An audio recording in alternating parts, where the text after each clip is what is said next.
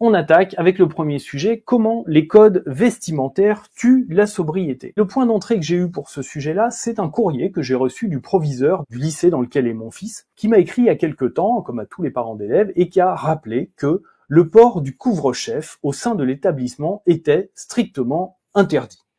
Il y a un lien très fort entre une injonction de cet ordre, voire une interdiction dans ce cas-là, et l'éventuelle faisabilité d'un plan de sobriété.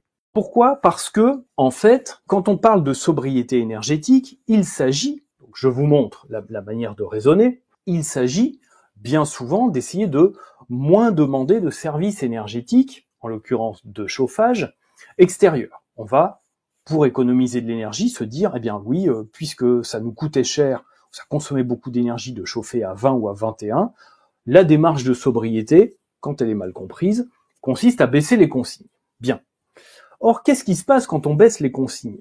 Eh bien, on augmente les déperditions du corps humain. Et qu'est-ce qui fait qu'on a une certaine quantité de déperdition dans une certaine situation ? Eh bien, c'est comme pour un bâtiment, mais ramené pour le corps, c'est l'ensemble des fuites thermiques que l'on a. Alors c'est là qu'on utilise, nous les designers énergétiques, un outil, dont je vous reparlerai encore un petit peu après, qui s'appelle les 6 continents. Qu'est-ce que ça veut dire cet outil des 6 continents ? C'est un peu une checklist qui nous dit que quand on veut s'intéresser à un service énergétique, en l'occurrence ici le confort, on peut le regarder à différentes échelles. Si je veux avoir plus chaud, par exemple dans un lycée, je peux m'agiter beaucoup, ça augmente mon métabolisme, mais ça en général c'est interdit dans une salle de classe. On peut modifier son habillement, et là bien évidemment c'est le sujet avec le bonnet, et je peux également agir sur l'environnement proche, parce que mon environnement proche, le mobilier avec lequel je suis en contact, il va me pomper plus ou moins de chaleur. Et puis après, il y a le bâtiment, et puis après, il y a encore l'environnement qui est plus loin. Bien. En tout cas, ce qu'on voit, c'est que si le bonnet est interdit, qu'est-ce qui se passe ? J'augmente les déperditions au niveau du vêtement, ici. Donc, si j'augmente les déperditions à ce niveau-là, eh bien, pour avoir un confort identique, il va falloir que je remonte les consignes. À moins que j'ai d'autres curseur pour ajuster ma situation. Or, il se trouve que dans un contexte de lycée, il y a plein de curseurs qui sont bloqués. Je ne peux pas m'agiter comme je veux puisque je suis assis, je dois rester sédentaire dans la salle de classe. Et en plus, je vous ai mis cette image infrarouge qu'on avait déjà publiée qui montre un phénomène qui est vraiment récurrent, dont on reparlera un petit peu plus tard, qui est qu'on est en général sous-isolé au niveau des jambes. Vous remarquerez qu'on a tendance à plus se couvrir sur le haut du corps.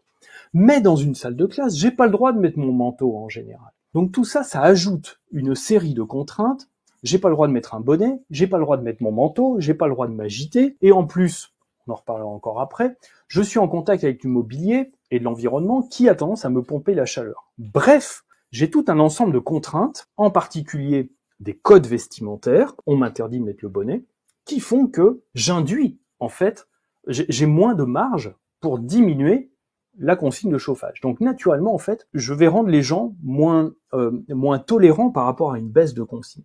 Alors, quelles seraient les stratégies ? Eh bien, les stratégies possibles, si par exemple vous êtes concerné par ces situations, c'est par exemple, on recommande souvent ça quand on accompagne des lycées, quand on travaille avec des lycées, des collèges ou des écoles. Quand on a ce jeu de contraintes, qu'est-ce qui est jouable ? Il y en a au moins une qui est facile à mettre en œuvre, qui est de dire, on va couvrir les jambes.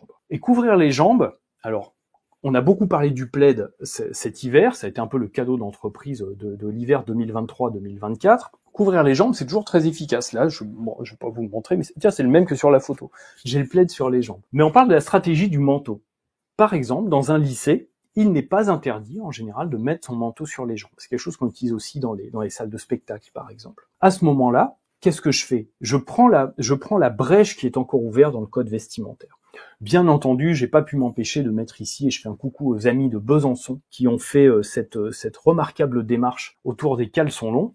Bien entendu, si on le peut, on peut inciter les élèves, dans le cas du lycée, à se couvrir un peu plus sur le bas du corps, en particulier grâce aux caleçons longs. Mais dans le cas du lycée, par exemple, le fait d'inviter les élèves, les professeurs peuvent faire ça, les personnels enseignants peuvent faire ça, hein, d'inciter les élèves à mettre le manteau sur les genoux, c'est une manière, tout en respectant le code vestimentaire, d'améliorer le confort et donc de rendre plus tolérant à une éventuelle démarche de sobriété et donc à une baisse de consigne. Ceci étant, j'ai quand même écrit au proviseur pour lui dire que c'était, à mon avis, contre-productif en période hivernale, d'interdire le port, en tout cas des couvre-chefs à visée thermique, comme j'ai ici, parce que, eh bien, c'est juste normal. Quand il fait plus froid, si on ne veut pas faire une gabegie énergétique, il est normal de faciliter, de définir des codes vestimentaires qui facilitent un habillement adapté à la saison et aux conditions que l'on souhaite maintenir dans une démarche de sobriété.